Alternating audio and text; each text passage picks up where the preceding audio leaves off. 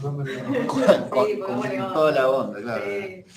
Bueno, habíamos visto la generalidad de colinérgico, ¿no? La parte fisiológica, y yo les había comentado que era muy importante que estudien esos cuadritos en donde estaba la comparación entre el simpático y el parasimpático con contrafunciones, receptores. Eso es muy importante porque si ustedes saben la fisiología, lo que hace un agonista muscarínico es básicamente mimetizar o reproducir las acciones del parasimpático, ¿no? Mientras que los antagonistas muscarínicos van a hacer todo lo contrario, van a favorecer el simpático. O sea que sabiendo las funciones fisiológicas de cada sistema, en cada órgano, ya más o menos van a saber un poco los efectos terapéuticos que va a tener un agonista muscarínico o un antagonista muscarínico, ¿no? Vamos a empezar por los agonistas, ¿sí? Colinérgicos de acción muscarínica. Se clasifican en dos grandes grupos, de acción directa o acción indirecta. ¿Bien? Los de acción directa se subclasifican en tres según el origen de la molécula. Entonces tienen los ésteres de colina, los alcaloides naturales y derivados y los fármacos de síntesis. Mientras que los de acción indirecta tenemos los inhibidores de la colinesterasa.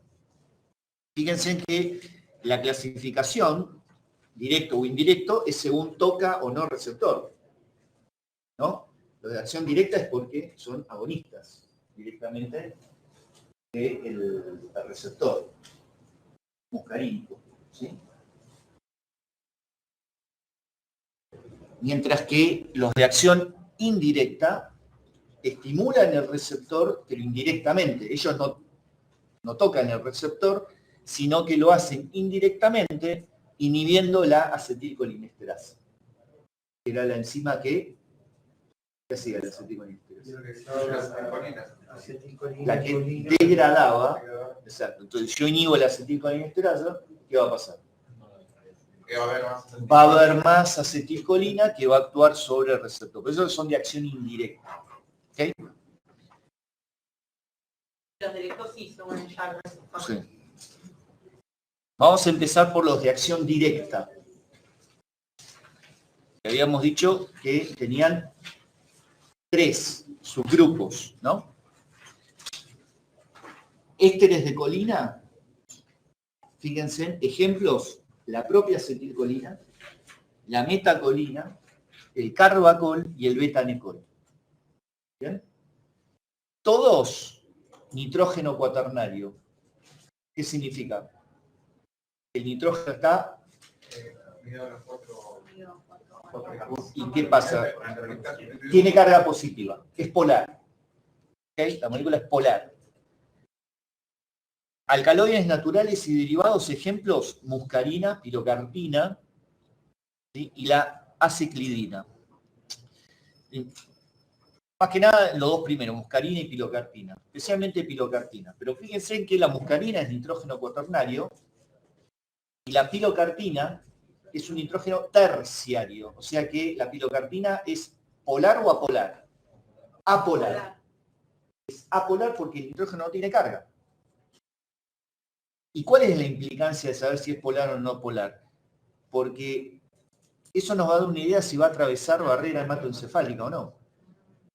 ¿Está? Y en base a eso va a tener efectos a nivel central o no. Y los de síntesis son dos, oxotremolina y sanomelina. Y fíjense en que la oxotremolina tiene un nitrógeno terciario, tiene dos grupos de nitrógeno terciario, y la sanomelina tiene tres grupos de nitrógenos terciarios. O sea que las dos de síntesis son apolares. Vamos primero por los ésteres de colina. ¿Bien? Fíjense que los ésteres de colina actúan tanto sobre el receptor muscarínico como el nicotínico.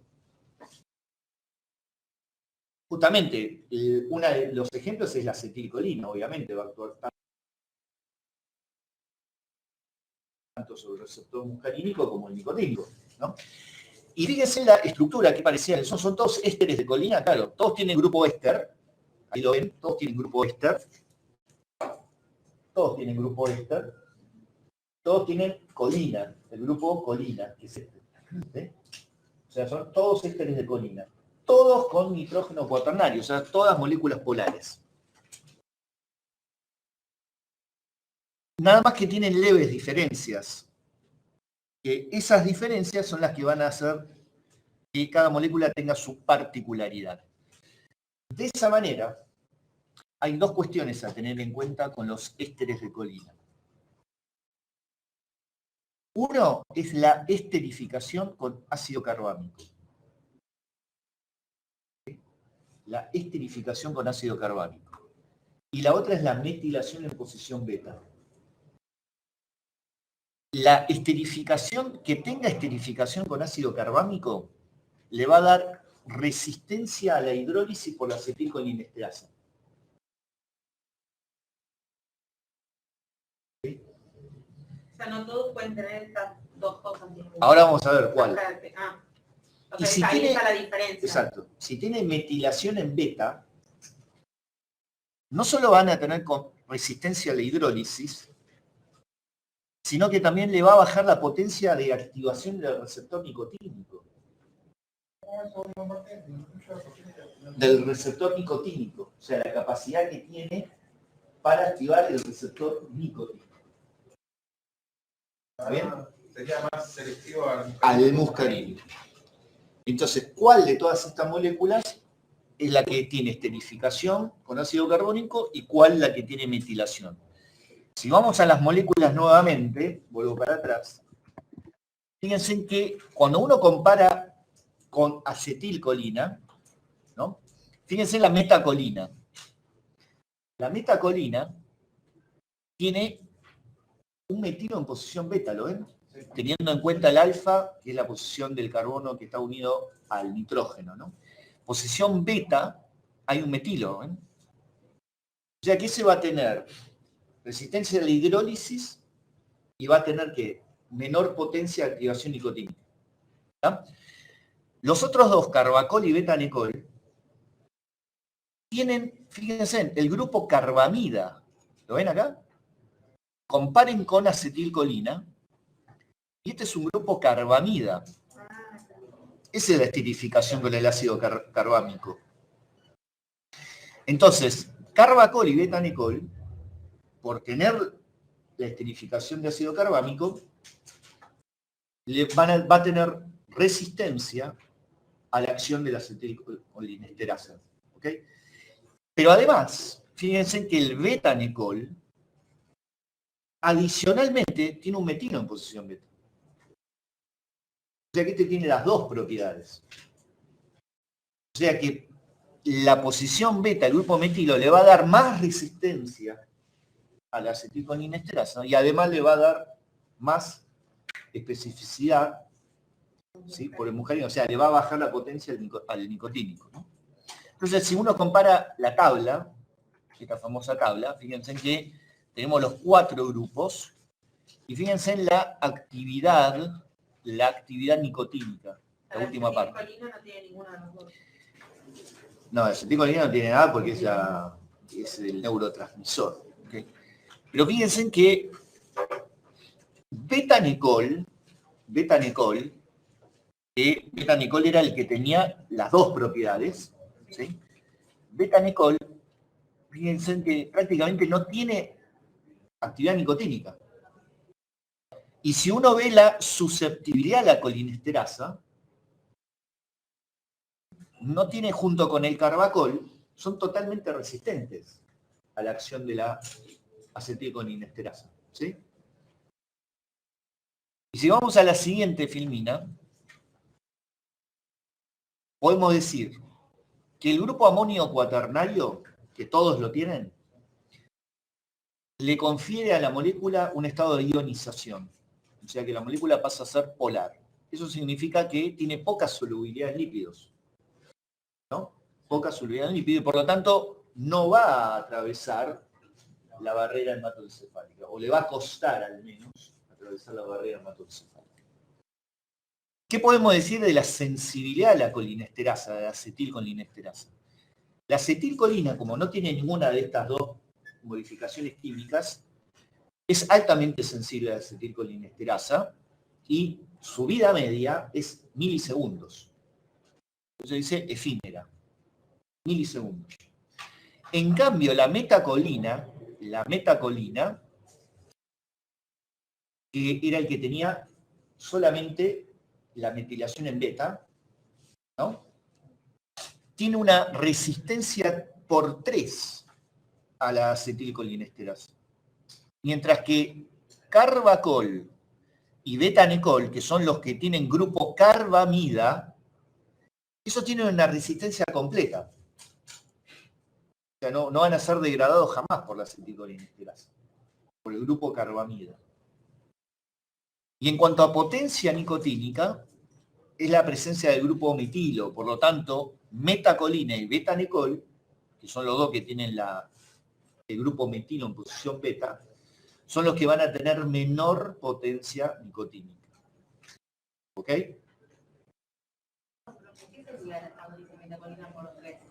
Que tiene 3 veces la resistencia contra versus la acetilcolina. ¿Puede repetir lo de la potencia de vuelta, profe? Que está dado por el grupo metilo. ¿Y quiénes son los que tienen grupo metilo? Metacolina y betanecolina. ¿Lo ves el grupo metilo? Claro, eso es lo que no entendí. O sea, el tener grupo metilo disminuye la potencia. Sí, claro, era lo que habíamos dicho antes.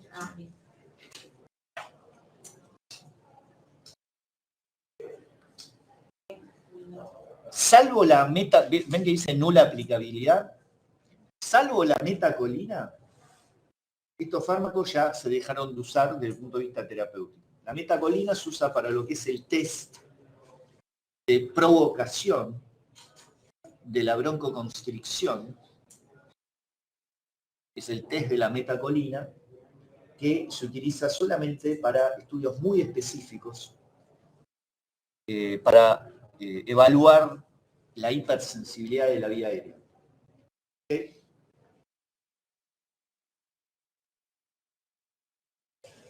Vamos a pasar al otro grupo, seguimos con los agonistas directos, es el de los alcaloides naturales.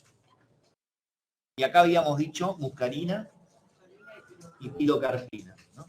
Fíjense en abajo que dice,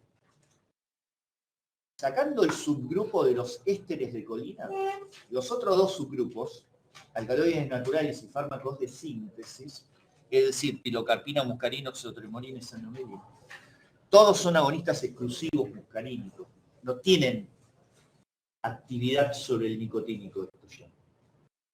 ¿Bien? Esto no es por nada químico como en el otro caso, no hay nada que describa. Son agonistas exclusivos del receptor muscarínico. No tocan el nicotínico. Pilocarpina, ¿qué nitrógeno tiene? La pilocarpina es nitrógeno Terciario. Ahí dice N3, nitrógeno terciario. ¿Okay? O sea que tiene capacidad de... Claro, exacto.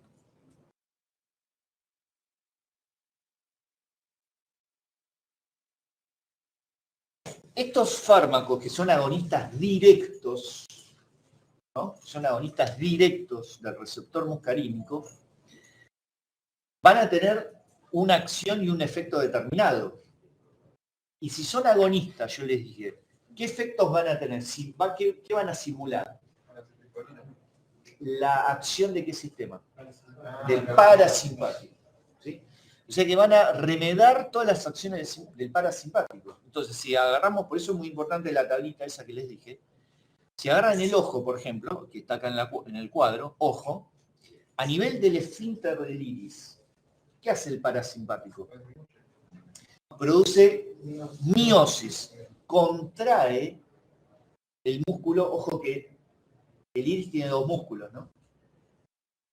¿Cuáles son?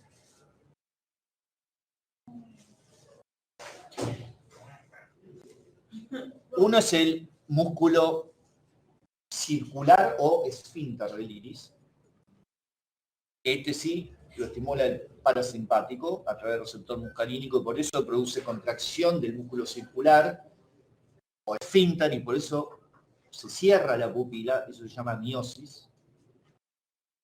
Y el otro músculo se llama el músculo radial o dilatador de la pupila, que ese lo estimula el simpático, obviamente, porque ese es la midriasis. ¿Okay? Pero a nivel del ojo está el músculo ciliar también, que dice ahí, ciliar, músculo ciliar. ¿El músculo ciliar para qué sirve?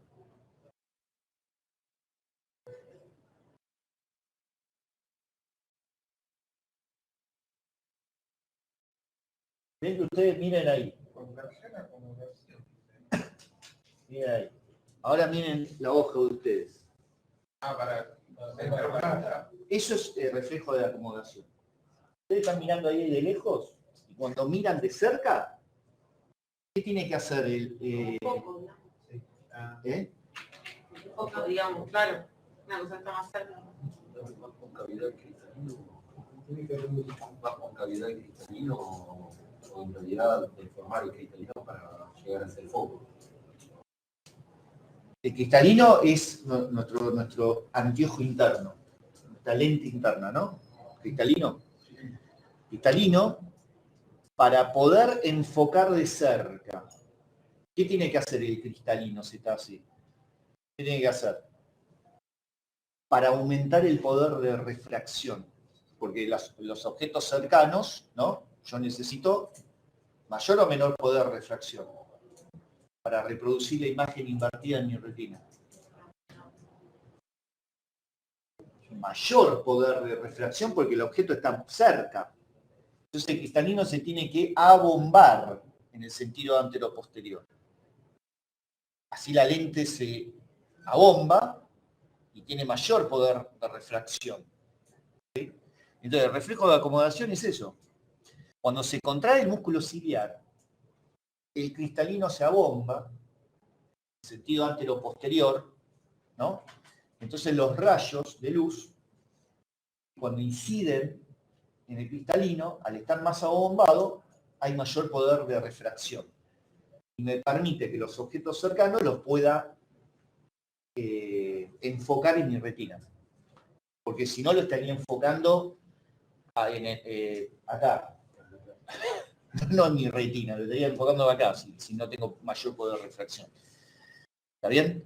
Y cuando ven de lejos, sucede el fenómeno contrario. Se relaja el músculo ciliar y el cristalino se adelgaza desde el punto de vista antero-posterior y reduce su poder de refracción. ¿Está bien? Entonces, eso lo hace el parasimpático a través del receptor muscarínico. Reflejo de acomodación. ¿Bien? En el miocardio, ¿qué efectos produce el parasimpático?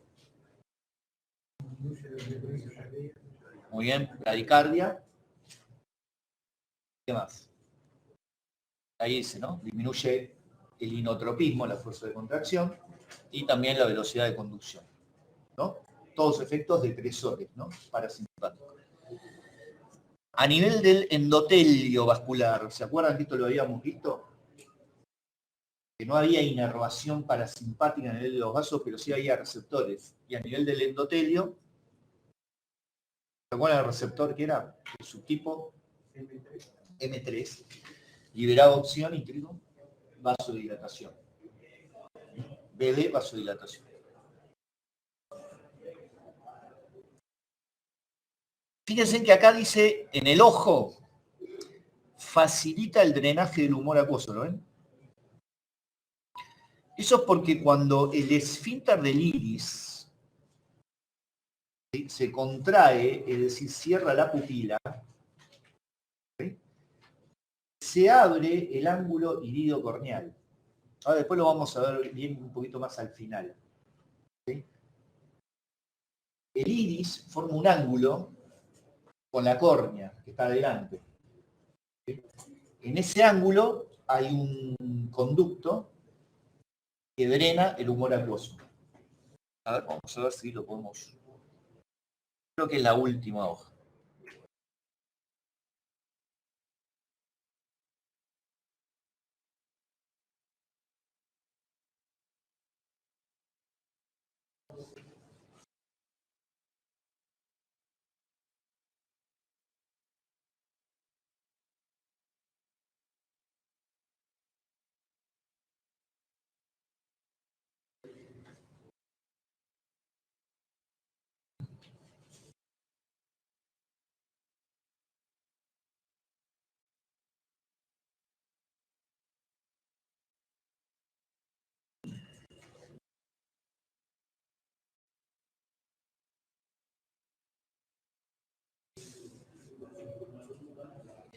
Acá, miren. Diapositiva 48. Casi al final. Hay un esquema de un ojo, de un globo ocular.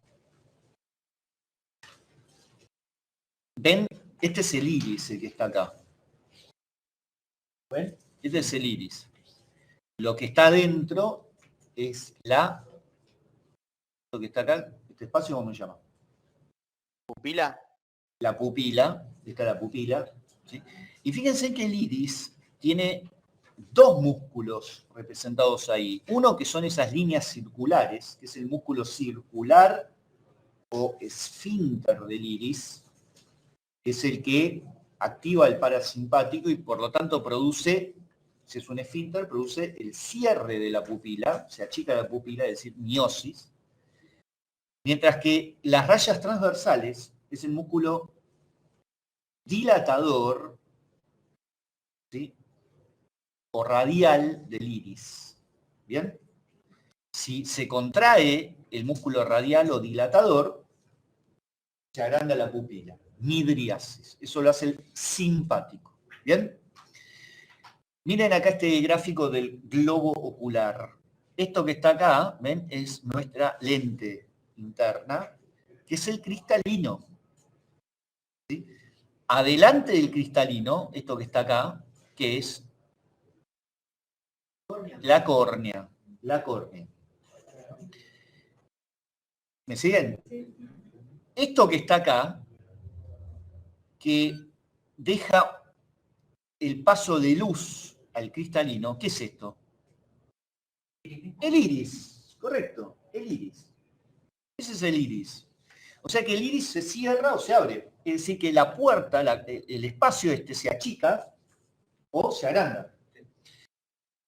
Fíjense que acá se forma un ángulo, ¿ven? El ángulo irido-corneal, ¿lo ven? ¿Se entiende? Bueno, ahí hay un conducto, es un drenaje, es el conducto de Schlemm, que es para drenar el humor acuoso. ¿Sí? ¿Qué produce el humor acuoso? Primero, el ojo lo podemos dividir en una cámara anterior y una cámara posterior. Para eso tomamos como límite de referencia el cristalino, y todo lo que está por delante del cristalino es cámara anterior, y todo lo que está por detrás del cristalino es cámara posterior. La cámara posterior no es un espacio, que no hay nada, sino que está lleno de un humor, que se llama un líquido, que es viscoso, que es el humor vítreo. ¿Sí? Y adelante, en la cámara anterior, también hay otro líquido, que es el humor acuoso. ¿Sí? La córnea es el único tejido que es avascular, chicos. ¿Sí? Menos mal, ¿no? Porque si no, no vemos nada, ¿no? Entonces, a la córnea hay que nutrirla. Y para eso está el humor acuoso. El problema es que si aumenta mucho el humor acuoso, aumenta la presión en la cámara anterior. ¿Cómo se llama eso? Glaucoma. Es el aumento de la presión intraocular. ¿Quién produce el humor acuoso? Procesos ciliares, que es diferente al músculo ciliar, pero está por ahí, los procesos ciliares. ¿Sí? Acá está el proceso ciliar, produce el humor acuoso daña toda la cámara anterior, y así como se produce, alguien lo tiene que drenar, el conducto de Schlemm. ¿Y los humores tomando litio o Vitrio. ¿No lo vieron en fisio? Así no. Digo los músculos, pero muy por encima. Ok. Entonces, si uno hace miosis, que es lo que está haciendo el parasimpático, los agonistas muscarínicos, el iris se viene hacia el centro. El ángulo se va a abrir, irido corneal. Cuando el iris se contrae por el esfínter, ¿sí?, y se achica, este músculo se adelgaza y se abre ese ángulo. Ese ángulo se abre y facilita el drenaje. Por eso algunos agonistas muscarínicos se usan para el tratamiento del glaucoma. Es vieja ya la primavera, pero antes se usaba. ¿Ok? ¿Estamos?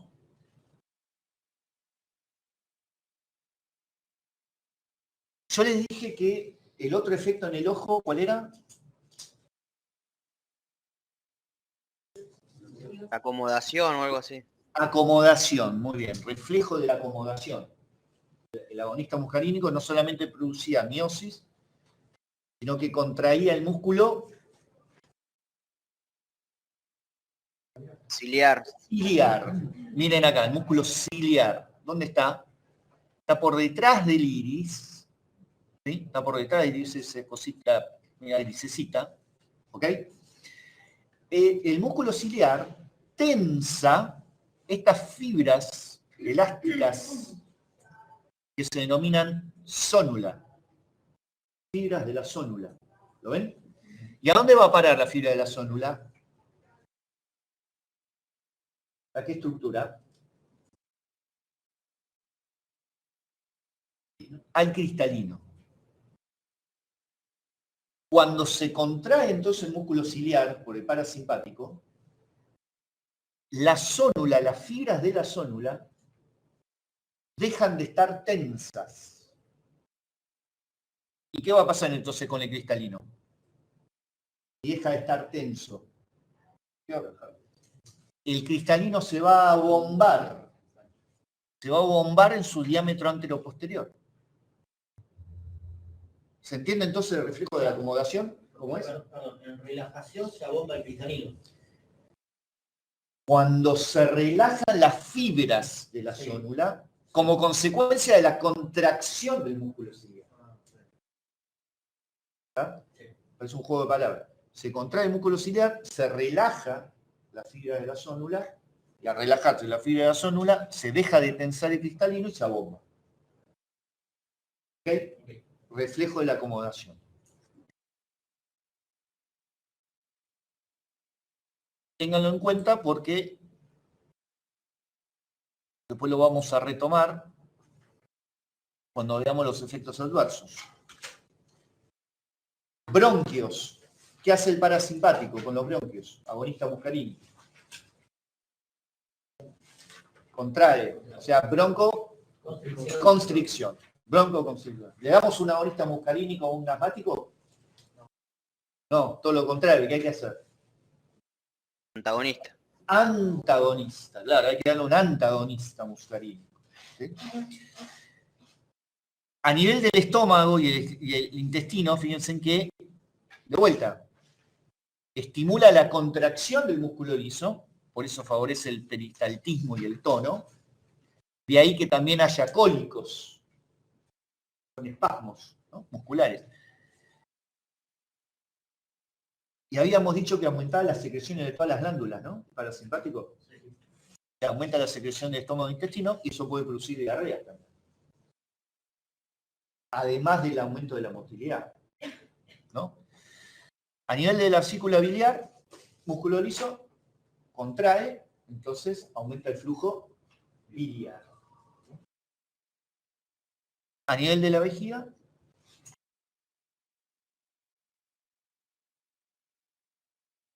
favorece la micción. Favorece la micción. ¿Okay? Fíjense en que relaja el esfínter y estimula el músculo detrusor de la vejiga. Facilita la micción. Glándulas sudoríparas. Favorece la sudoración. ¿Sí?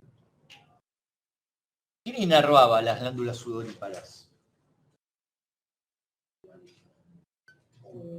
Vimos el simpático también. Dependía de qué glándula. Dependía de qué glándula. Glándulas sudoríparas. No había Había dos. dos. Claro, el simpático, las sécrinas. Las apocrinas y la secrinas Las- eran del simpático. Las secrinas del simpático, exacto, y las apocrinas dependen más de la parte hormonal también, ¿sí? Porque recuerdan esto de la feromona, etcétera. Pero ahí, glándulas sudoríparas, simpático, ¿no? Pero ahora, simpático no era adrenalina, receptor alfa y beta. Pero ¿se acuerdan que habíamos visto que había una vía especial del simpático que iba a la glándula sudoríparas y que liberaba acetilcolina, receptor muscarínico? Por eso, cuando uno usa un agonista muscarínico, va a estimular ese receptor directamente y va a producir y favorece que la sudoración excesiva. ¿Está bien? Glándulas salivales, también glándula, aumenta la secreción. La excesiva producción de saliva se llama cialorrea. Glándulas lagrimales, nuevamente, aumenta la secreción de las glándulas lagrimales. Y en médula adrenal, ¿sí? Aumenta la secreción de catecolaminas, pero a altas dosis. Ahora, fíjense que a nivel del sistema nervioso central, Profe, sí, perdón, una pregunta. Que bueno, estaba relacionada con la que le quería hacer al principio, pero bueno, ya que está en esta diapo, Sí. aprovecho. ¿No habíamos visto que en médula adrenal estaban los receptores nicotínicos? sí. Estos, a ver, vamos para atrás. ¿Se acuerdan que habíamos dicho que los receptores muscarínicos también estaban a nivel presináptico? ¿Se acuerdan? Como autorreceptores o heteroreceptores, ¿sí? A ese nivel, la estimulación del muscarínico favorece la liberación, ¿sí? Especialmente el M1 y el M3, de más acetilcolina, y por lo tanto, por eso dije la aclaración, médula adrenal, a altas dosis puede haber aumento de la secreción de adrenalina y noradrenalina, a altas dosis, porque empieza a estimular su autorreceptor, libera más acetilcolina, y cuando hay altas dosis se libera mucho más acetilcolina y ya esas concentraciones puede activar el nicotínico.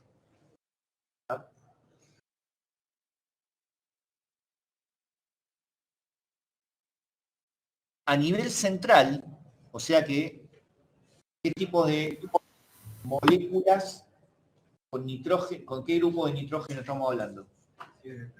Terciario, porque si estamos hablando a nivel sistema nervioso central, tiene que ser no polar para atravesar la barrera. Por eso ponemos pilocarpina, oxotremorina, ¿sí? Son todos con nitrógeno terciario. A nivel sistema nervioso central media los efectos tóxicos.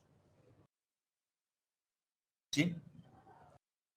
¿Y cuáles son a nivel central la activación muscarínica? Temblor, espasticidad y ataxia.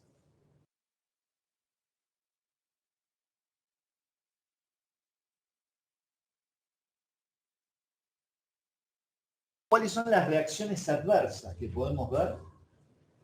Son todas consecuencias de la estimulación excesiva del parasimpático.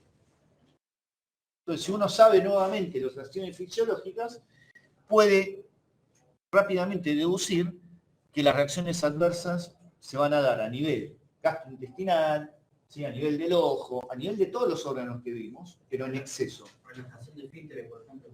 O sea, va a haber una vejiga hiperactiva. Entonces, náuseas y vómitos, efecto gastrointestinal. Dolor abdominal, ¿por qué? Por los cólicos, dijimos, espasmos. Disnea por Broncoconstricción. Bloqueo auriculoventricular. ¿Por qué? Porque bajaba la velocidad de conducción. Diaforesis. Sudoración excesiva. Espasmos intestinales, cólicos. Dificultad de acomodación ocular. ¿Sí o no? Claro, porque ahora al estimular va a estar, ¿cómo va a estar el cristalino? Abombado. Entonces, si yo quiero ver de lejos, ¿voy a poder ver de lejos? Dificultad de acomodación ocular. No va a poder acomodarse para la visión lejana. Cefalea, por vasodilatación de los vasos a nivel central. Cialorrea, aumento de la secreción. Todos los efectos estos son bloqueables por el antagonista muscarínico por excelencia, que es la atropina. Vamos a ver, cuando veamos antagonistas muscarínicos, la atropina. ¿Ok?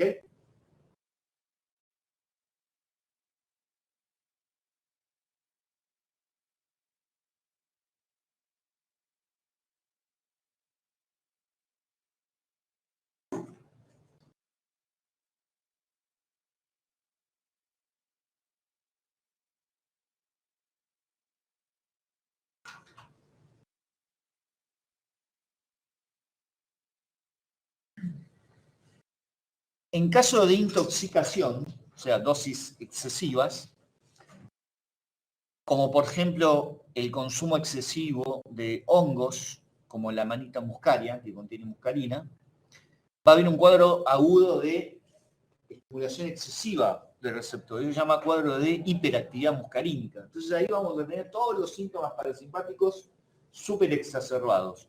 O sea, diaforesis, cialorrea, náusea, vómitos, trastornos visuales, cólicos, diarrea, broncoespasmos, taquicardia, hipotensión y shock. Hipotensión por la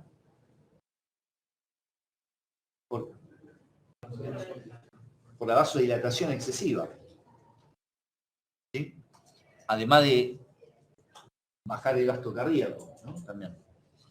Y eso puede venir un cuadro de shock. ¿Sí?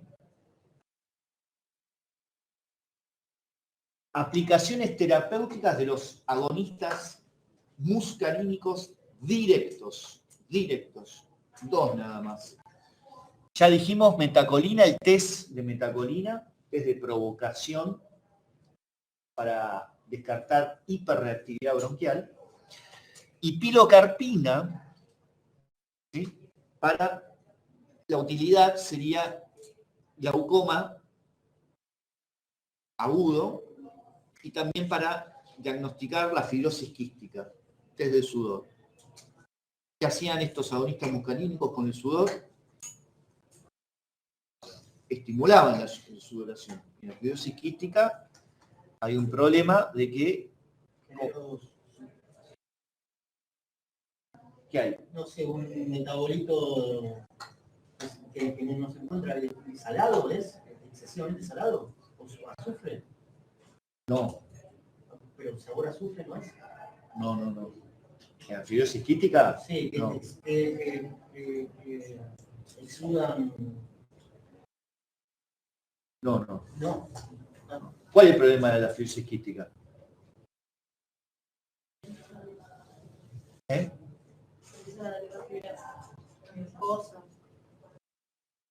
Es un problema, es una mutación, ¿sí? De un canal de cloro. Y por lo tanto no hay secreción de electrolitos, ¿sí? En todo lo que tiene que ver glándulas. Por eso tiene insuficiencia pancreática, trastorno de sudoración, porque todas las secreciones son viscosas, espesas. Por eso tiene infecciones a repetición también, en la vía aérea. Entonces acá se hace el test del sudor. Si yo le doy pilocarpina a una persona normal, ¿qué es lo que espero? Sudoración.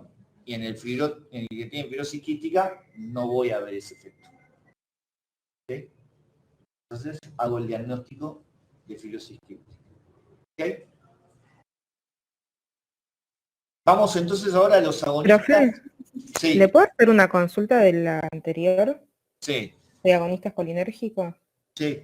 Sí, sí. Porque dice en la parte de intoxicación que produce taquicardia, pero si hay una...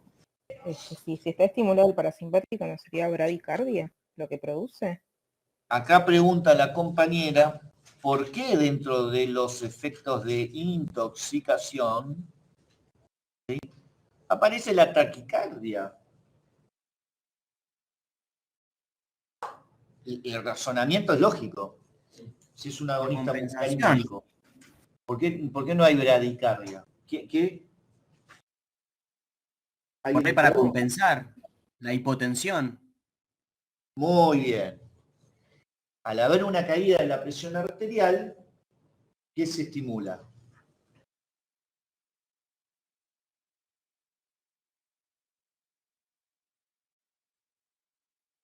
¿Cómo censamos la caída de presión arterial? Fisiología, esto lo tuvieron que ver porque si no...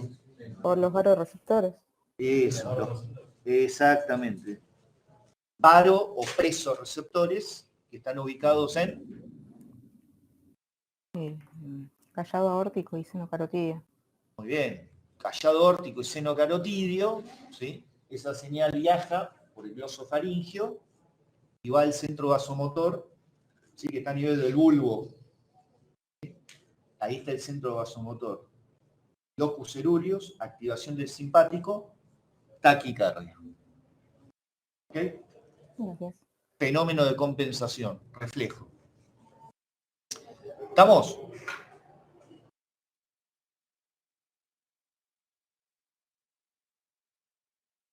Anticolinesterásicos, o sea, ahora vamos a ver los agonistas de acción indirecta, anticolinesterásicos. O sea que son inhibidores de la acetilcolinesterasa y por lo tanto la acción se debe a que aumentan la concentración de acetilcolina en la brecha sináptica, ¿no? Y por lo tanto van a activar, ¿qué receptores? Claro, porque ya estamos hablando de acetilcolina. Puede activar los dos, ¿no? Pero habíamos dicho que los que están a nivel periférico del parasimpático, órganos efectores, ¿qué receptor había? Muscarínico. ¿Sí? O sea que los principales efectos van a ser principalmente muscarínicos, ¿sí? A nivel periférico, que es lo que me interesa a mí. ¿Cuántos tipos de colinesterasa había?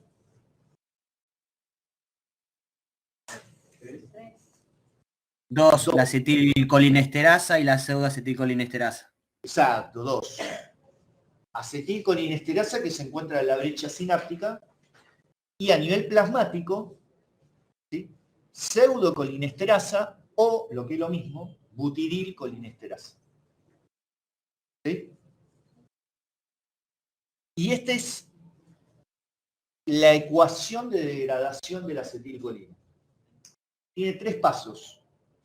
Primer paso, para la hidrólisis o degradación de la acetilcolina por parte de la acetilcolinesterasa, es decir, hidrólisis de la acetilcolina, tenemos a los dos actores, acetilcolina por un lado y la enzima. La primera flechita, ¿sí?, indica la primera etapa, que es la unión. ¿Sí? Se une y forman el complejo enzima-acetilcolina. Segunda etapa, acción de la acetilcolinesterasa, que es escindir o degradar la acetilcolina ¿en qué? En Colina y acetato. Exacto, y acetato. Fíjense que la colina se liberó, pero la enzima queda acetilada. ¿Ven? Queda enzima acetilada.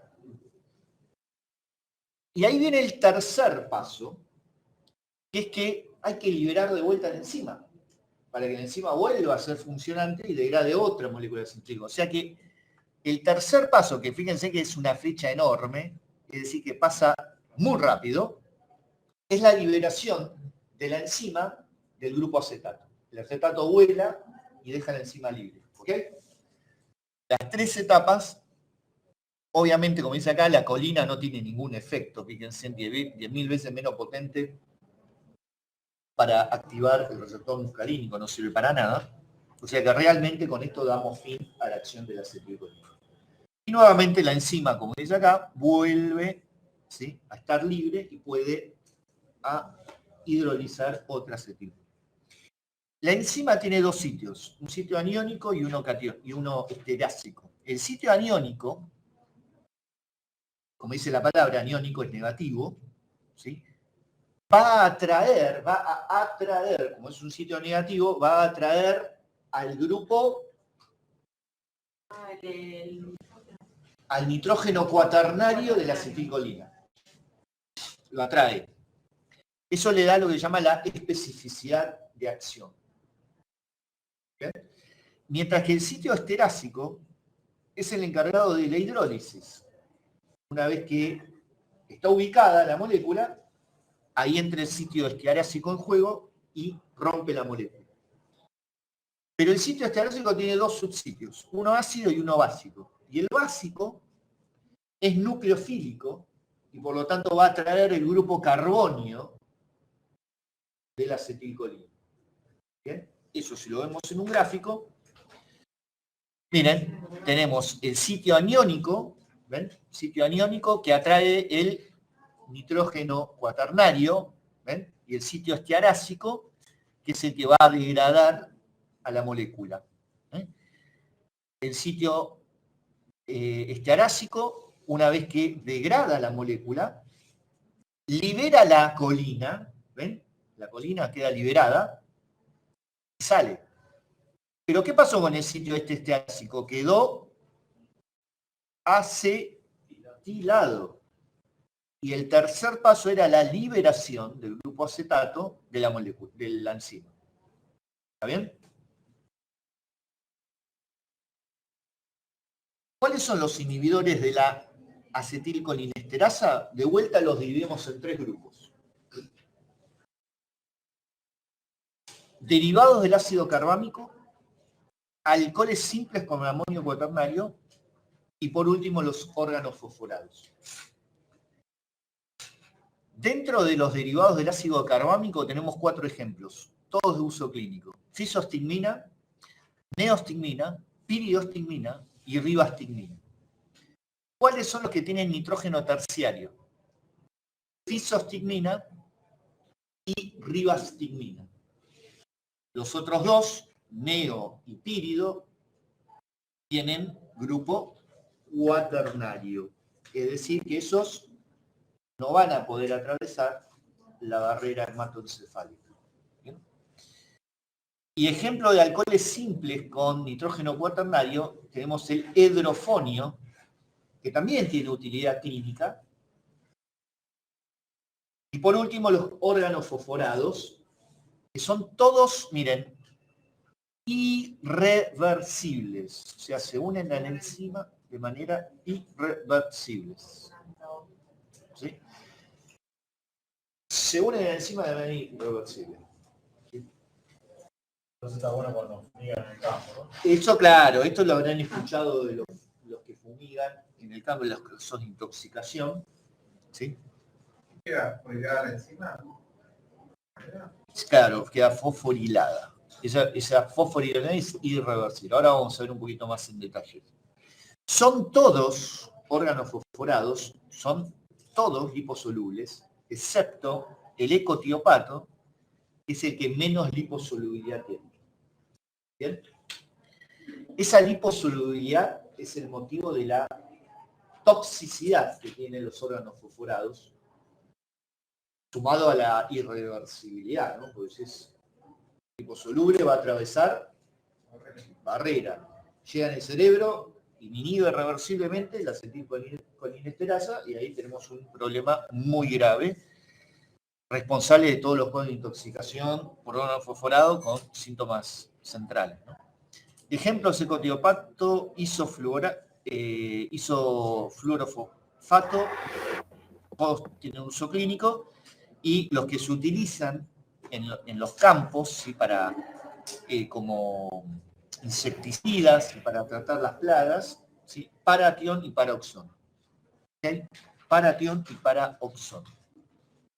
Y esto es un poco el mecanismo de acción. Fíjense, arriba tenemos todos los inhibidores de la acetilcolinesterasa reversibles. O sea, los primeros dos grupos, que eran los derivados del ácido carbámico y el alcohol simple, el amonio cuaternario, son todos reversibles.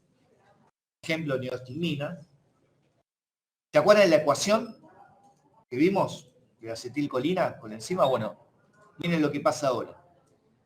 AX ahora es el compuesto inhibidor de acetilcolinesterasa. E, ¿qué es? La enzima.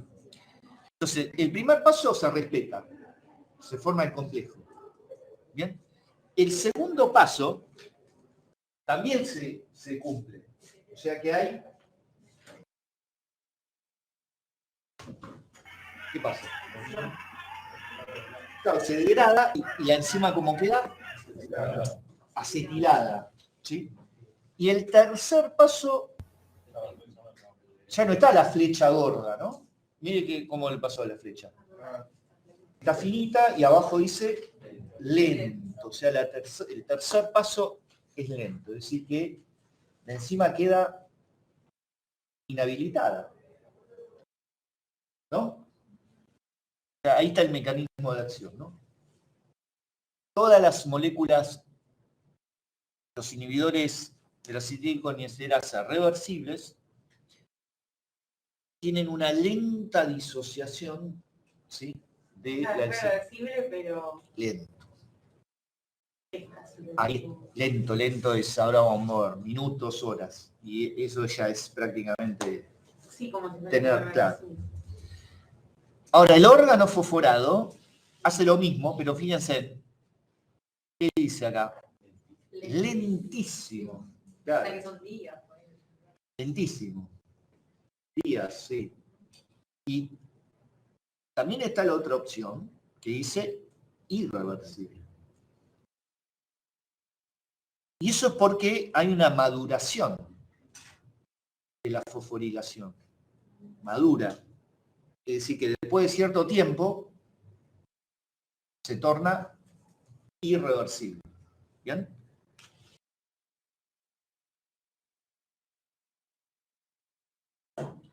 Miren, acá está la velocidad. El que hicimos ya era irreversible.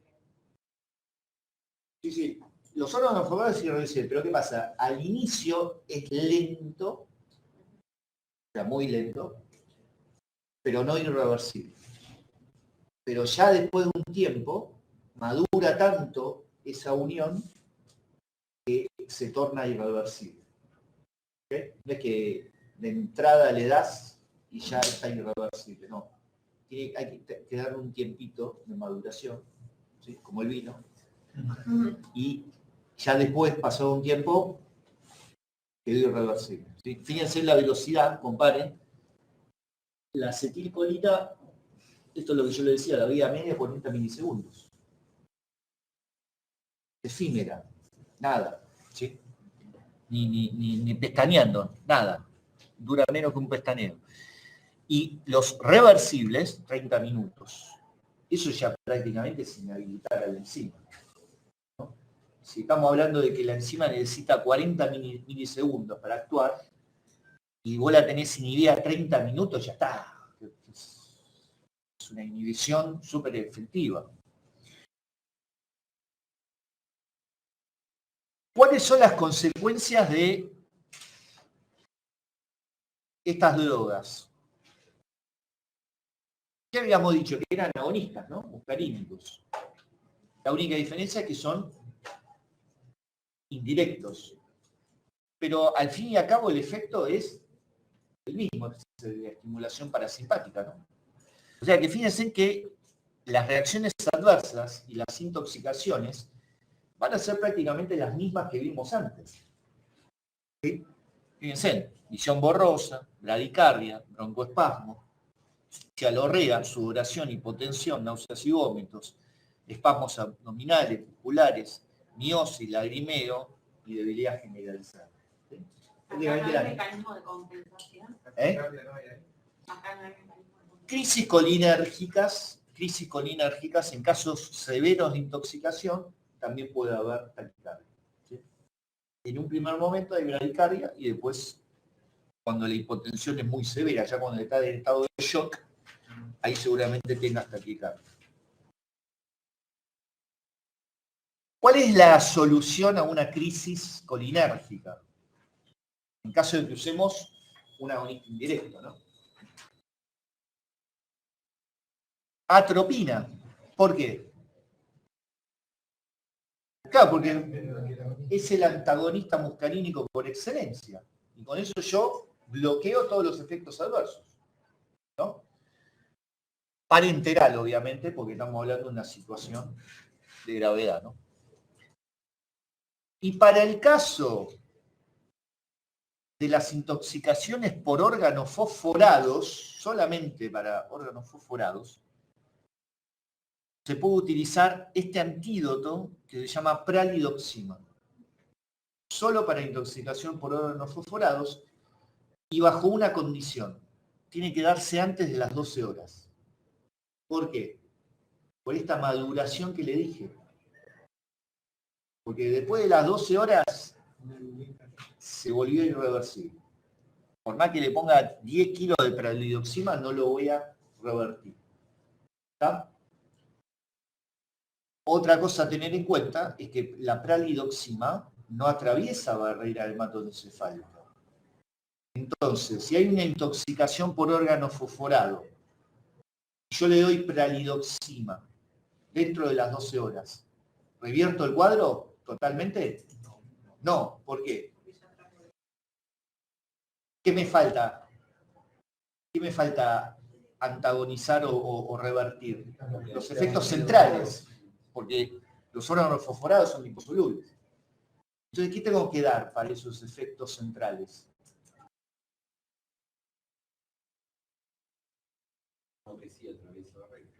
¿Cuál es? La atropina. La atropina. O sea que la atropina va siempre. ¿Está? Atropina, toda crisis colinérgica, ya sea agonista directo o indirecto, atropina. ¿Sí? Me revierte porque es el antagonista muscarínico por excelencia. Tanto a nivel periférico como central.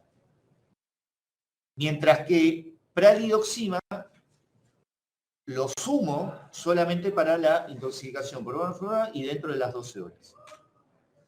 Y acá está el esquema de cómo actúa la pralidoxima. Fíjense. Pero es que no entendí, perdón, lo de no atraviesa barrera hematoencefálica. La pralidoxima no atraviesa, Sí. el antídoto. Entonces, si vos querés tratar una intoxicación por órganos fosforados, Pero los órganos fosforados no pasan la barrera. Sí. son liposolubles. ¿Y cómo? ¿Cómo actúa entonces? ¿O cómo? Por eso vos necesitas antagonizar los efectos centrales. Con pralidoxima te quedas corta. Ah, o sea, tengo que usar los dos. Los dos. Ah, ahora sí no entendí. Claro. Ahora hay una que sí. Atropina. Y fíjense, si la enzima queda fosforilada, y estoy dentro de las 12 horas, viene la pralidoxima, que es esta molécula, que fíjense, si no atraviesa la barrera es porque tiene un nitrógeno, miren, cargado. ¿Ven? Claro, ahí está. La pralidoxima, ¿sí? Tiene esta oxima, que si está dentro de las 12 horas, tiene mayor afinidad por el grupo fosfato, y entonces lo desfosforila la enzima. Ahora, si caí después de las 12 horas, esa fosforilación no la sacamos más. ¿Está?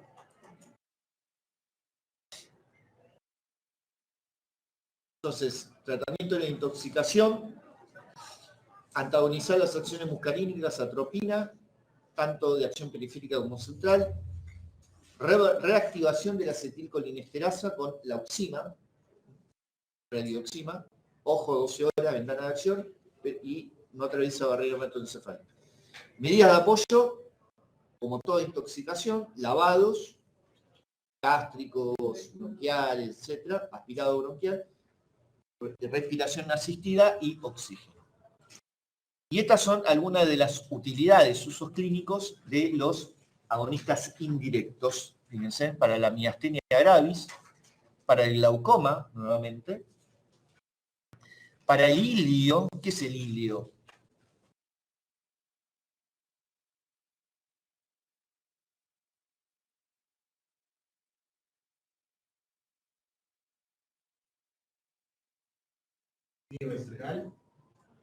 Ilio, no.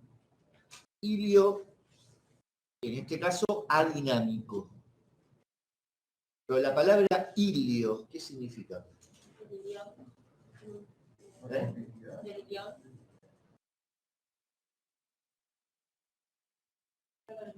Por el tema, ¿cómo se queda como no hay motilidad intestinal? Muy bien. El ilio es la detención de la peristalsis. ¿Sí? Mejor dicho, es la detención o la falta, ¿sí?, del tránsito del bolo alimenticio en el tracto gastrointestinal, que pueden ser dos causas: adinámico u obstructivo. O sea, puede haber un ilio adinámico o un ilio obstructivo. ¿Esto no lo vieron en fisiopato? No. Causa de abdomen agudo. El ilio obstructivo surge, por ejemplo, cuando tengo un cáncer de colon, ¿no? Por ejemplo, y es productor, digamos, el cáncer de colon crece, obtura la luz y, bueno, hay una obstrucción, un obstáculo, ¿sí? Eso es causa de ilio obstructivo, porque todo lo que está por detrás, ¿sí?, no va a avanzar. Y la causa de esa dificultad en el tránsito es obstructiva. Pero hay peristalsis. Y el adinámico, esa falta de tránsito, es porque no hay peristalsis. Ese se llama adinámico. Para los ilios adinámicos, neostigmina. ¿Bien? ¿Por qué? Neostigmina, ¿qué nitrógeno tenía? Cuaternario, o sea que va a actuar más que nada a nivel periférico, no central. Y a nivel intestinal viene bárbaro. ¿Sí? ¿Qué pasa si le doy neostigmina a un ilio obstructivo? Le perfora, puede haber, ¿sí?, un megacolon tóxico. ¿Bien?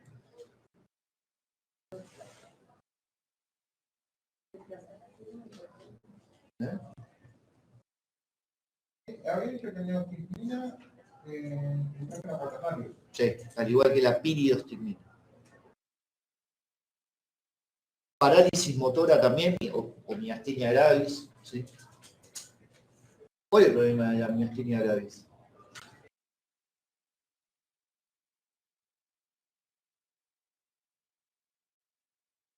¿Qué tipo de enfermedad es la miastenia gravis? Autoinmune. Puede ser de los receptores. ¿Qué receptores? Miastenia gravis. ¿Dónde está el problema? De la placa motora. ¿Y qué receptores había en la placa motora? Los CNM. Nicotínicos. Nicotínico muscular. Hay autoanticuerpos contra el receptor nicotínico muscular, de la brecha de la unión neuromuscular. ¿Sí? Entonces lo que hay que hacer es mejorar ese balance. Y una de las formas es inhibir la acetilcolinesterasa para que haya más acetilcolina para los pocos receptores que hay. ¿Está?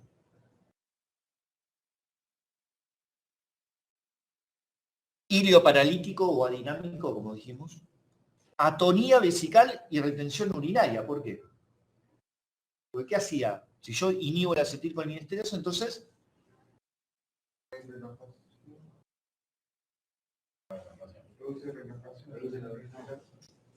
¿relajación de qué?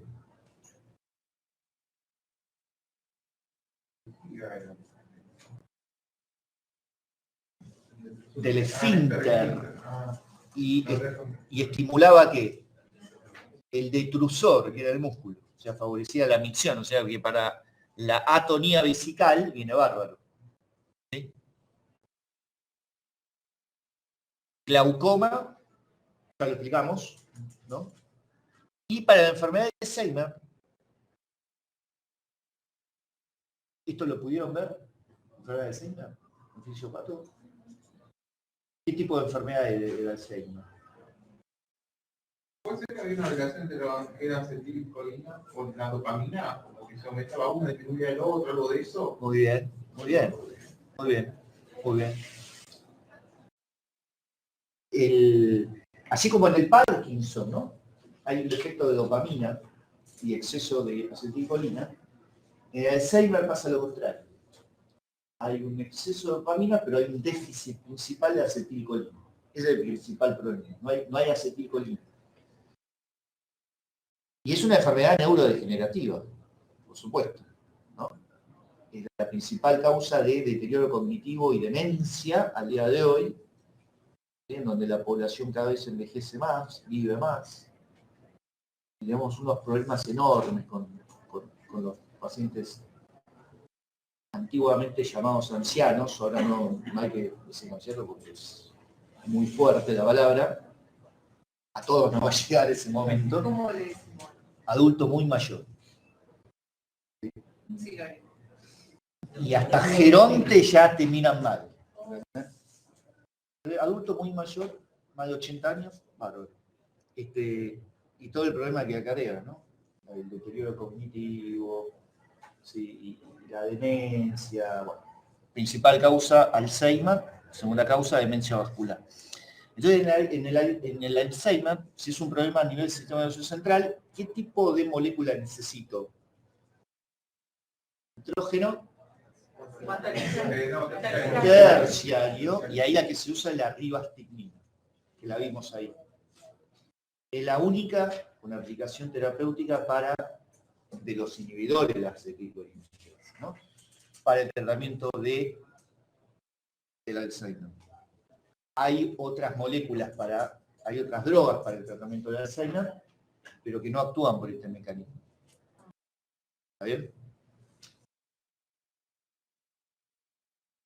¿Qué se usaba la ribastigmina? Ribastigmina.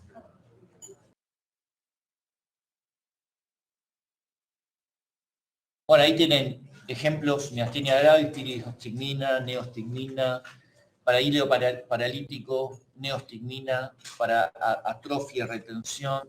¿Está bien? Fíjense, en Alzheimer, ribastigmina. Pero las otras dos son dos moléculas que usan otro mecanismo de acción. No son inhibidores de la acetilcolina. Actúan a través del glutamato. Bueno, glaucoma, como ya vimos, también. Ahora vamos a pasar entonces al otro capítulo, que es la vereda de enfrente, los antagonistas muscarínicos.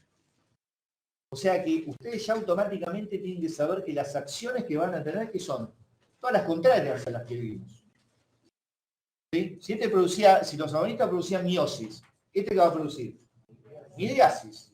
¿Sí? Porque bloqueo el parasimpático y dejo liberado el simpático. Acá también los clasificamos en tres grupos: alcaloides naturales, derivados semisintéticos y sintéticos. Y a su vez los subdividimos en si tienen nitrógeno terciario o cuaternario. Entonces hacemos una tabla de doble entrada, en donde tenemos alcaloides naturales, derivados semisintéticos, derivados sintéticos, que a su vez pueden ser terciario o cuaternario. ¿Bien? El primer grupo, que es alcaloides naturales, solamente tenemos ejemplos de nitrógeno terciario, o sea que todos atraviesan barrera hematoencefálica. Fíjense en abajo, en rojo, todas las moléculas de nitrógeno terciario, todas, no importa el grupo que estamos hablando, todas atraviesan barrera hematoencefálica, todas pueden tener acción antiparkinsoniana y tienen muy buena absorción gastrointestinal, claro, porque son liposolubles, ¿no? Son apolares. Mientras que las que son de amonio cuaternario, fíjense, pobre absorción gastrointestinal, poca entrada en barrera hematoencefálica y tiene una acción más periférica, a nivel del tracto gastrointestinal y genitourinario. ¿Está bien? Porque son moléculas polares. Van a tener una acción más localizada. No van a atravesar la barrera hematoencefálica y van a tener una acción más circunscripta, principalmente a nivel del tracto gastrointestinal y genitourinario. ¿Ok? Alcaloides naturales, ejemplos, la iocinamina, la atropina, que nombramos. ¿Qué dijimos de la atropina? Que tenía acción, ¿qué lugares? Central y periférica. Fíjense, en nitrógeno terciario. ¿Está? Y la escopolamina, conocida como...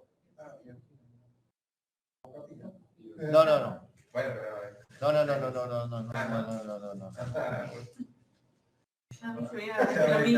En la... ¿Cómo se la conoce en la calle? Burundán. Esta es la burundán.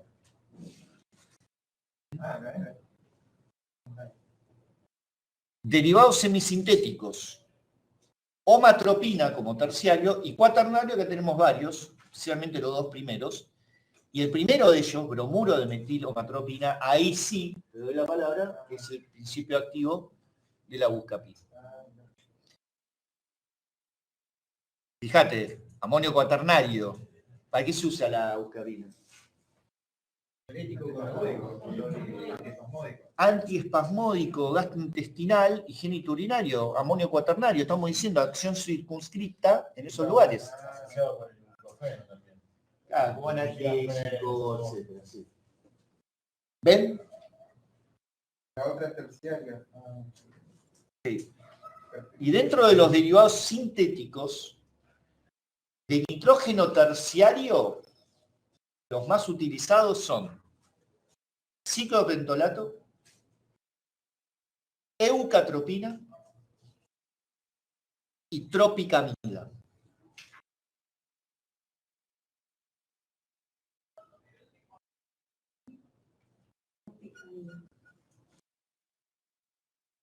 Ciclopentolato, eucatropina y tropicamida. Mientras que los de amonio cuaternario, los más utilizados son metantelina, propantelina y oxibutinina,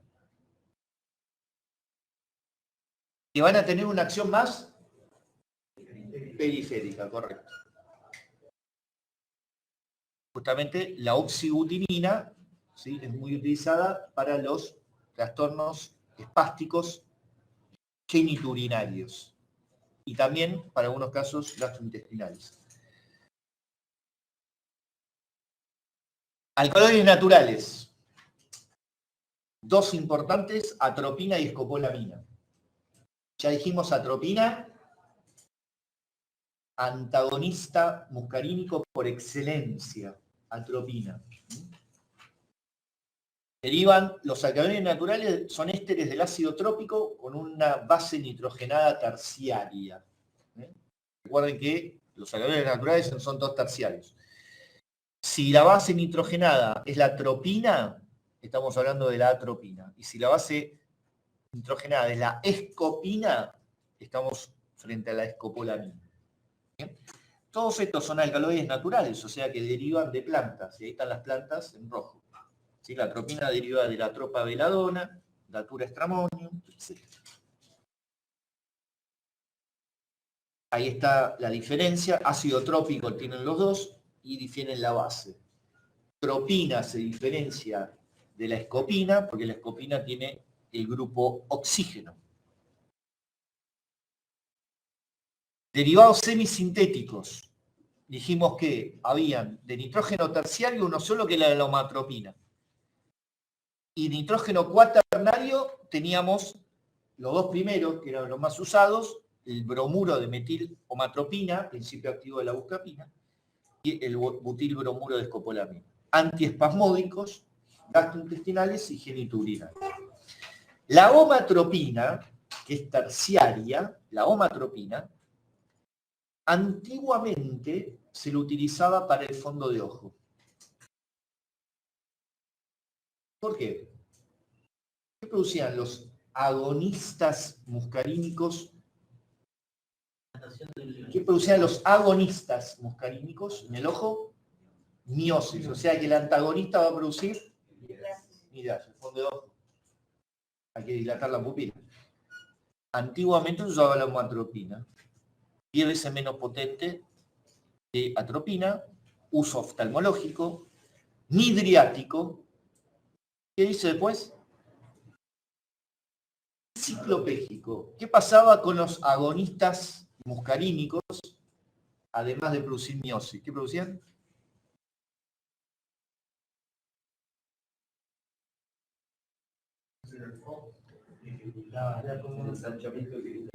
¿Cómo se llamaba ese efecto que producían los agonistas?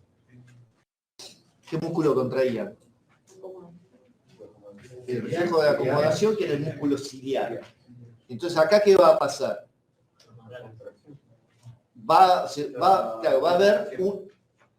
va a haber reflejo de acomodación. ¿Sí? Eso es ciclopégico.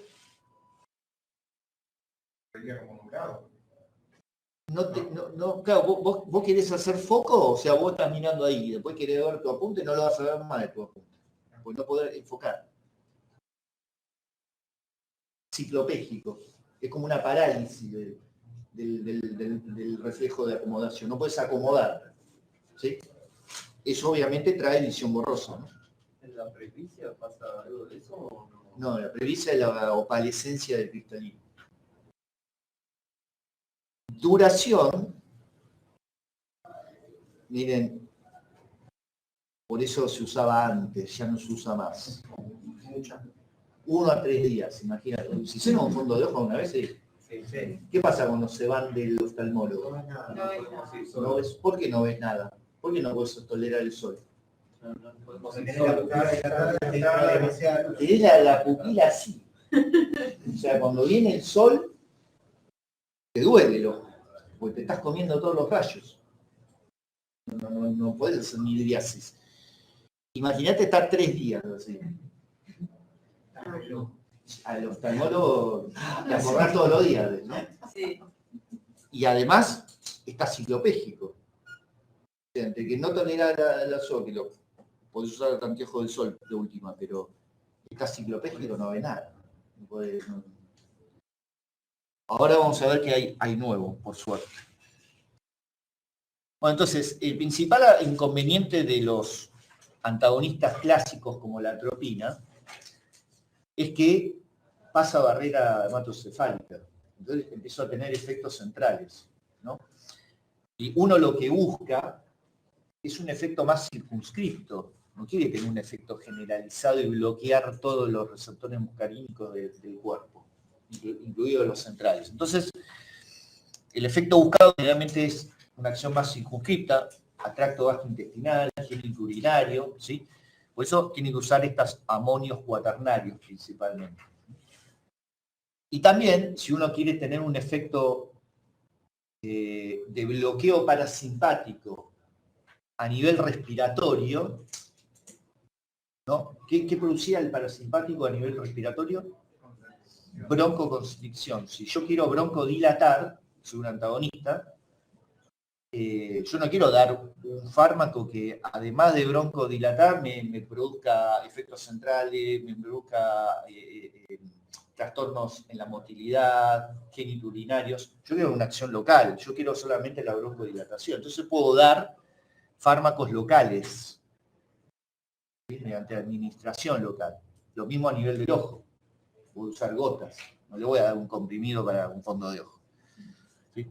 Entonces,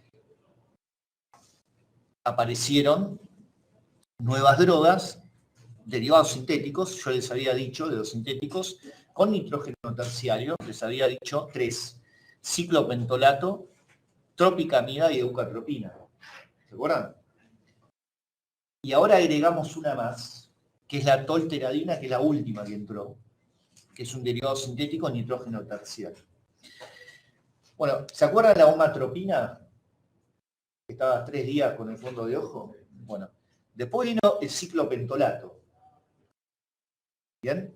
nitrógeno terciario. O sea, pasa a barrera hematoencefálica, pero si vos lo das local, tenés la acción circunscripta, no pasa nada.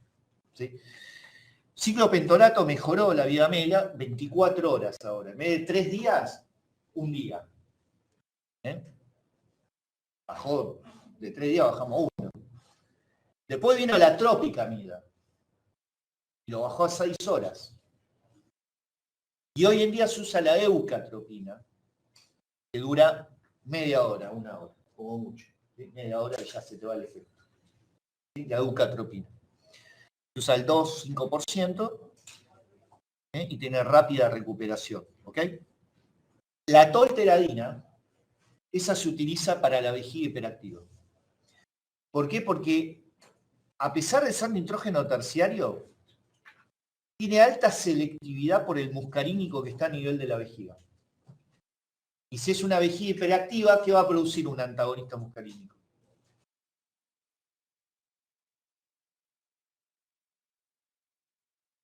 ¿Cómo se llama el músculo de la vejiga?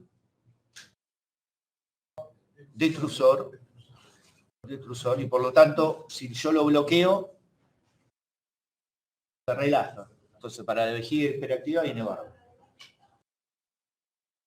Tienen que hacer ese juego, chicos.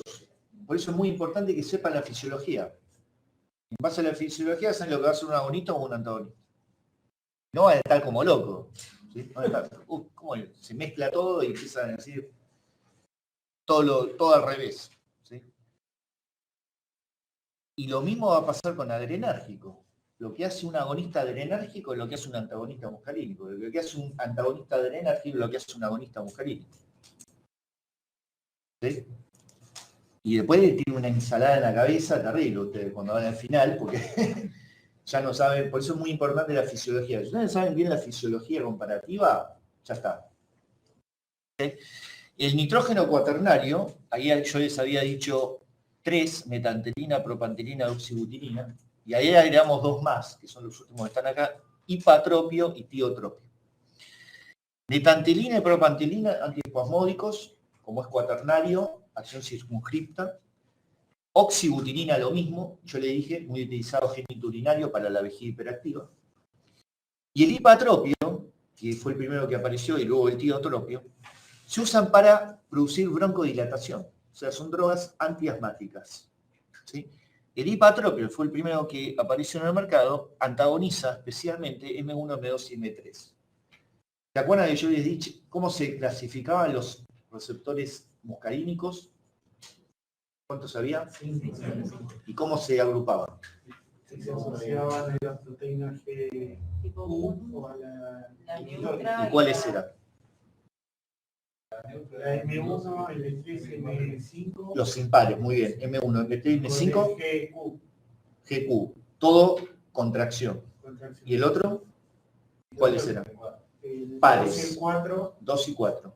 Inhibitorio. GI, inhibitorio. Entonces, fíjense en el hipatropio. M1, M2 y M3. A nivel del bronquio. Medio contradictorio, ¿no? Claro, exacto. Entonces salió el tiotropio, que es solo M1 y M3. En el bronquio hay M1, M2 y M3, no hay M4 y M5. Entonces, si yo bloqueo M1 y M3, bárbaro, porque dejo liberado el M2, que es inhibitorio. Y además tiotropio tiene mayor potencia y duración, 24 horas. Un solo PAF al día me cubre las 24 horas. Mecanismo de acción entonces de los antagonistas, el bloqueo del receptor muscarínico, competitivo, reversible. Y si yo les pido la curva dosis-respuesta farmacodinamia de la acetilcolina en presencia de concentraciones crecientes de atropina, me tienen que hacer esto, porque la atropina es un antagonista muscarínico reversible. ¿Entiende, no? O sea que los problemas de dinamia van a venir asociados a ejemplos. Antagonistas o antagonistas, quizás. Algo así va a aparecer en el... Seguro. Seguro. Acciones y efectos de los antagonistas muscarínicos. Vamos a agarrar como ejemplo la atropina, que es el antagonista muscarínico clásico. Dosis de 0,5 baja, Todo bloqueo muscarínico inhibe la sudoración, sequedad de boca, bradicardia. 1 miligramo, que es generalmente la dosis terapéutica, más sequedad de boca, taquicardia y midriasis pequeña. 2 miligramos, mucha más sequedad, taquicardia intensa, palpitaciones, midriasis, ciclopegía. A los 5 miligramos ya son dosis muy elevadas, se suma piel caliente, seca, dificultad para la micción, y a los 10 miligramos ya es intoxicación atropínica y empiezan a haber efectos centrales. Visión muy borrosa, ataxia, alucinaciones, delirio y coma. ¿Ah? Profe, disculpe, pero me tengo una duda en el gráfico, ¿por qué 0, 1, 2, 3, 4 y 8, los números de arriba? En la donde está el cociente. Concentraciones crecientes, ¿no? Concentración. ¿Te acuerdas? Sí, ¿Los problemas? Sí, no sabía qué era. Esto es lo que yo les comentaba del glaucoma. ¿Sí? El ángulo, acá está el ángulo irido-corneal. ¿Sí? Este es el humor acuoso que baña. ¿Sí? ¿Ven cómo se cierra? Cuando hay midriasis, se cierra el ángulo.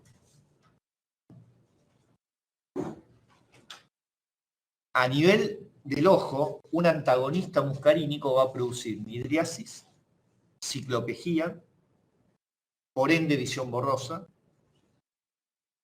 fotofobia, ¿no? Por la midriasis. Alteración de los reflejos, claro. No hay reflejo de la acomodación, está paralizado, ciclopegía. ¿Y cómo va a estar la presión intraocular? Si habíamos dicho que hace midriasis, ¿qué pasaba con el ángulo? Cerraba el ángulo y por lo tanto aumenta la presión intraocular. ¿Sí? O sea que, ¿está indicado para el glaucoma? Al contrario. Está contraindicado. Indicaciones de antagonistas muscarínicos, cólicos, la buscapina, ¿no? Vejiga hiperactiva, fondo de ojo, también en algunos casos cinetosis, que es trastornos del movimiento, ¿no? En la EPOC y el asma, patropio y tiotropio.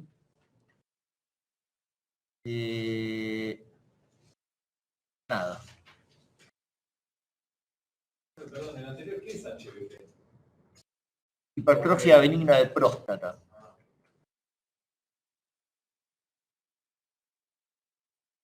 Anestesia, atropina para disminuir las secreciones.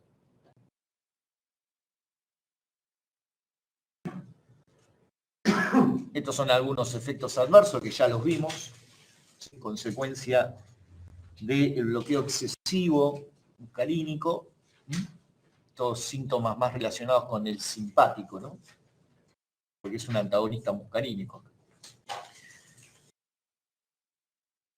Y por último, neurotransmisión ganglionar, farmacología de la neurotransmisión ganglionar, o sea, la primera neurona y la segunda, ganglio. Tenemos una sola filmina. ¿Por qué? Porque estas drogas no se usan al día de hoy. ¿Se acuerdan cómo se llamaba el bloqueante nicotínico neuronal? ¿Quién? Trimetafan. Es el único que se usa a nivel experimental, nada más. No tiene ninguna aplicabilidad. Bloquea el nicotínico del ganglio, o sea, el nicotínico neuronal. ¿Dudas? Todas. Bueno, ¿alguien quiere preguntar algo por los chicos que están conectados? Profe, entonces los gráficos va a tomar, en lugar de decir, no sé, tengo un antagonista, tengo una También entra antagonista. O nos puede dar directamente también. las drogas, Exacto. nosotros tenemos que saber qué. Pero bueno, del estilo de los que vimos cuando hicimos el TP. Correcto. Hacer tipo una especie de multiple choice. Mezclado. Mezclado. Problemas a desarrollar, Bien. elección. ¿Bien? Así que bueno. a estudiar, chicos, no queda otra. Una semanita. El presente, a ver, Emiliano, ¿cuál es el apellido de Emiliano?